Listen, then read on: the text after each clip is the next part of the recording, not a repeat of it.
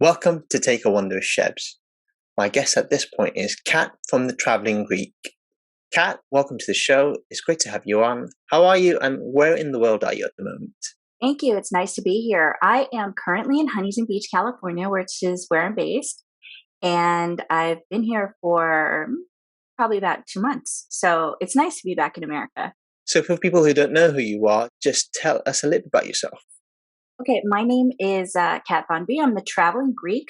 I am Greek American, raised half of my life in Greece, half of my life in America. But I was a travel agent for many years for American Express. So I found that I had a love for luxury travel. And I, when I left the business, I just felt like that was one part of the business I didn't want to leave. So I specialize in writing about hotels and luxury experiences. Awesome. So, we'll come into your business and your work. And also, you've got an amazing handle, the Travelling Greek, and how you built that platform Mm. to where it is now. But before we do that, I know you said you were a travel agent, but how did you actually initially fall in love with travel? After I was done with high school, I had no I had no ambition, and I tried to go to college twice. I dropped out twice, and I just I fell in love with travel. It was one thing that I always really loved. So I went to a travel school, and I learned how to sell travel, and I was kind of good at it. I didn't love all aspects of travel. I just really loved the luxury aspects, and I booked travel for celebrities for a while, and that was interesting. And I found that that's what I was drawn to, that part of the business. No offense to cruises, cruising wasn't quite my thing. So I didn't really, there are certain aspects of it that I didn't really like. So yeah, I decided to stay with it. And because I knew it so well, I'm kind of like an encyclopedia of hotels. If you take me somewhere, I'll remember everything about it. Your travels itself, has it all been luxurious? Assuming you haven't done much budget travel then over the years. Well, I have when I was broke for sure. Okay. But and there have been times, but yeah, I've had some amazing experiences. I've traveled to Richard Branson's private island, and I've gone to some of the best resorts and hotels in the world, and actually have some plans this year. My goal was to go to the Burj Al Arab. It's the only seven-star hotel in the world, and I'm like, I'm going to stay there. I don't care what I have to do. I need to stay there. Yeah, I didn't realize there was a seven-star hotel. I thought you can't go any further than five-star, but I guess I was wrong. Yeah, it's the only one, and I'm just really excited. I'm like, I don't care if I have to finance it, I'm going to do it. What makes a seven-star hotel? What's the difference between a five-star and a seven-star hotel? It all comes down to service, and amenities. Of course, that hotel even has a helipad, so the more you offer, it's just crazy the amenities that they have there. Gold fixtures. It's out of the norm. It's just something you're not going to find in a typical five-star hotel. So that's really what the difference is. And of course, the service. In the case of that particular hotel, there's butlers for every room, no matter what, even from the lowliest room to the highest. So it's just an entirely different experience. Whilst you were in the travel agency, how did you transition then to actually writing about or writing articles? What does it take? I actually transitioned because the economy tanked. It tanked in between 2008 2010. The economy was a little bit strained in America, especially. And so I kind of transitioned out because people were not spending as much on travel. And I had no goals. I thought, I want to stay in travel. I just don't know what I want to do. So I took my savings and I basically traveled. I left for 2 weeks and I came back 7 months later. My family was like, "Are you ever coming back?" They kept messaging me, "Are you ever coming back?" And I wanted to figure out if this is what I wanted to do. And so I went to conferences. I met up with travel bloggers. I didn't even know if I could write. I just started. I started my social media accounts, and I had 10,000 followers on Twitter before I even wrote a word. I just really worked at it and just kind of talked and connected with PR people who realized pretty quickly that I knew things about hotels and that type of travel. Yeah, that's how I just decided I wanted to do it. And then I went all in. And as you know, it's not very easy when you're starting out. It's a little bit difficult. You're getting started. Not as many people want to work with you. They don't know who you are. So it was a little bit of a struggle, but it was worth it. Just explain to people how that struggle is, because it seems like obviously you have transitioned beautifully, but Mhm. what sort of challenges did you face then? Because it sounds like for 7 months it was a very transformative moment, and it obviously it's taking you to where you are now. Well, first of all, you're putting a lot of money into it. You're building a brand, a website. It takes a lot, and I think that people sometimes they see that we're traveling and it's so glamorous, and it is fabulous. It's a wonderful thing, as you know. It's amazing, but it's also a lot of work. It's a lot of editing. When you're writing, it's SEO. You're not just writing a story. It's SEO. You have to know your audience. You're taking photos. You're editing photos. You're just doing a million things. I was working 16 hours a day, and it didn't feel like I was going anywhere because then you need to build up an audience in order to get people to do ads with you or to monetize. You have to have someone, and I just really pushed, and I pushed a lot in Greece because I was Greek, and I know that Greeks are really proud of the country and they want to show it off. So it was a little bit easier maybe for me, um, because I had the support of all of the hoteliers and the entire industry in Greece. So I was very lucky. You mentioned something there about you specifically wanted to go down the Greece route. We talk, people who don't know, we actually met up in Greece itself in Athens back in September or October last year. I can't quite remember exactly what time it was, but I remember specifically you were telling me about having a niche that people don't actually have. So how did you build up your social media platform so fast? I feel like Twitter back then, like in 2010, it was a little bit easier to build an audience, but I just connected with PR people, with hotel people. I would, if an article came out, I would share it. I would share ideas, thoughts, anything. If I'd stayed there, I shared my photos, and people started to respond to it. The right people, PR people, the people that actually give you jobs. So it was. I never stopped. I was relentless. I tweeted 10 times a day, minimum. I was crazy, but I loved it. And from Twitter, I built a business because I found that I loved it so much that in the lean times, as I was building my travel business, I actually started to tweet for hotels. They hired me. And so that was like, it kind of morphed into a business for me as well. Twitter itself can be used as a tool to build up your business, which people don't realize, and you might focus on other things. But I found out that it's gotten me to where I am today, social media, I guess, in general. Utilizing that tool isn't something what everyone can do. And so, what advice would you give to someone on how to utilize those tools? Didn't know when I started the account that it was going to be important. I knew that it would be important. I just didn't know how, and I really didn't know what I was doing. And that was probably a good thing because it was very organic.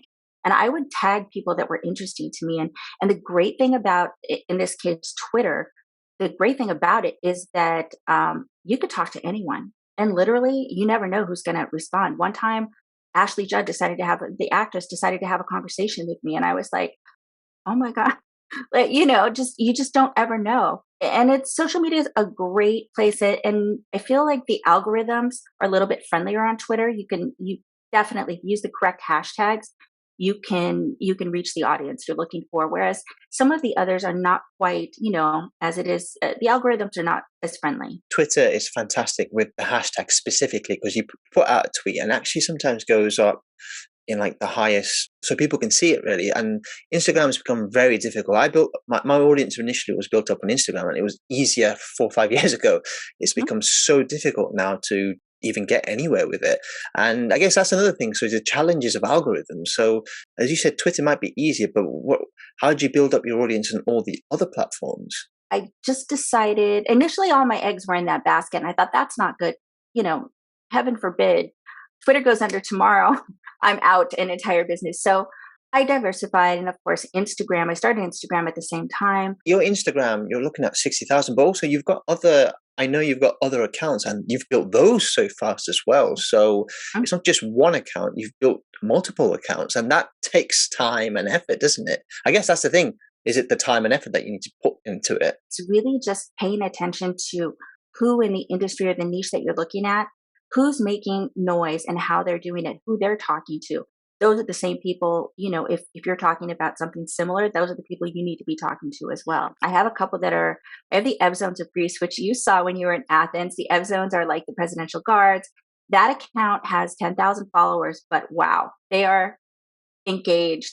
It is probably my most active account because I can put something up and it'll get 2,000 likes, and I'm just baffled. what is happening. Engagement is really important. So people might think you might need the numbers in terms of followers, but it's actually the engagement that gets you noticed, isn't it? Because it makes potentially the post viral. Absolutely.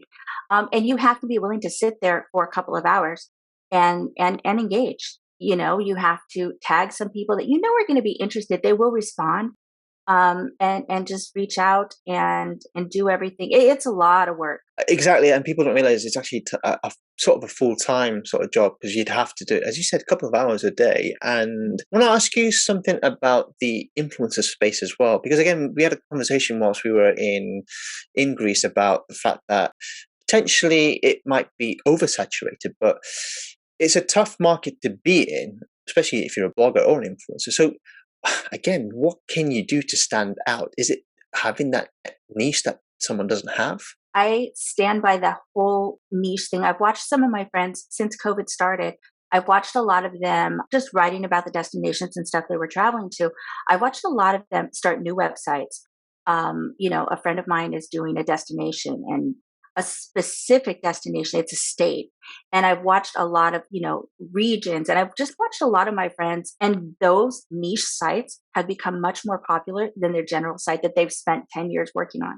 It's just people are looking for very nuanced information. And if you have that information, if you can offer them that, if say I want to go to Grand Canyon National Park and that's all you write about, every single thing about that national park, they're going to come to you. They're going to flock. So it's an interesting time. And influencers, I don't know what's going to happen with the people that take the pretty pictures in front of the pool. I don't know how that's never been something that I've really done. So God bless them. I hope that that lasts because I like looking at those pictures too. But I don't know how lasting that is.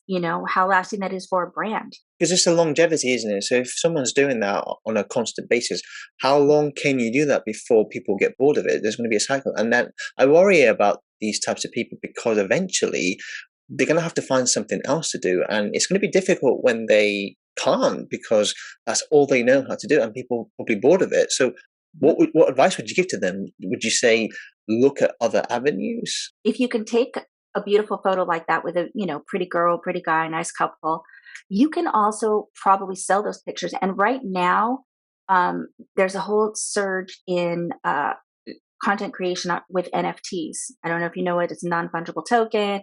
It's a different part of my life, and photographs are also part of that space. So it's really important, I feel, for content creators to understand that there is a new, the metaverse is real. It's going to happen, and you should get on board now.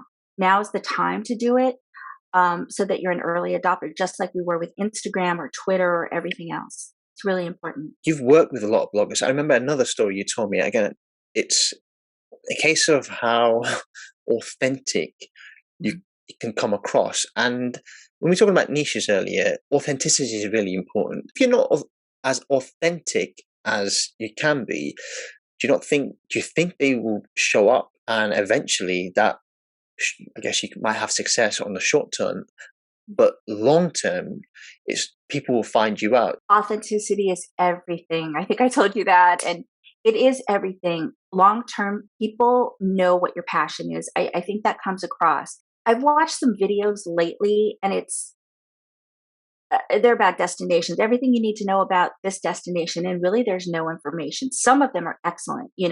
I watch them myself. It's like, oh, I'm going to Mexico City in a few weeks. And I'm like, oh, I have to go find it. And some of them give you so much information. And I feel like that's what people are looking for. They're looking for, I don't want to look at 20 videos. I'd rather look at one that's unbelievable, or read one article that's unbelievable, that's telling me not only to go here, but how to get there and why I would want to do that. I want to have, me personally, I want to have an extraordinary experience. I don't want to just go and sit and, which is fine. I've gone and sat on the beach too, but I just want it to be different and special. And I feel like now, with everything that we've gone through in the last 2 years, we all know that time is precious. Time with your friends, your family, it's all precious. Make it all count.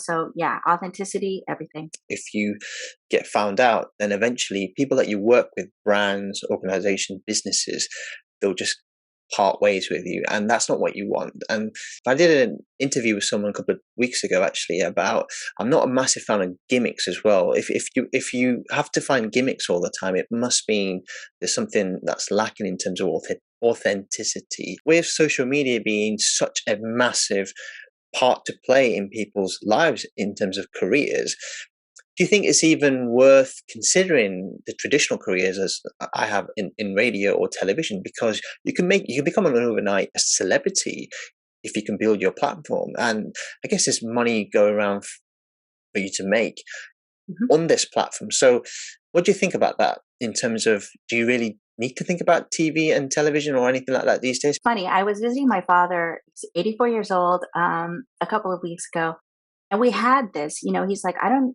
understand, this traditional, media. Why are people, maybe not doing this and doing what you do? And I was like, the world has changed. There's so many different ways to make money. You can have an online business in 1 hour. You know, you can do this, you can do that. And I don't know about traditional media or even advertising. So many things have changed. I mean, now, businesses don't even need to budget, for advertising. They can have a social media influencer be out there and reach, and look at Kim Kardashian. She hardly does ads for anything, but she's got this huge platform. Okay, we're not all her, but she has this huge platform, and they basically don't have to buy traditional advertising. So media has definitely changed. If you can't do it on a social media side, you could always look for something remote. And again, how did you manage to, I guess, your eggs in different baskets? Twitter.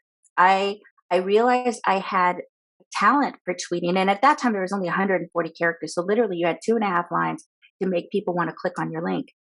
And I did really well with that. I started with hotels and travel companies because that's what I knew, and I reached out to a camera company, and I was interested in this camera, because I was traveling, and it wasn't available in the US. And I was just annoyed that they didn't have social media.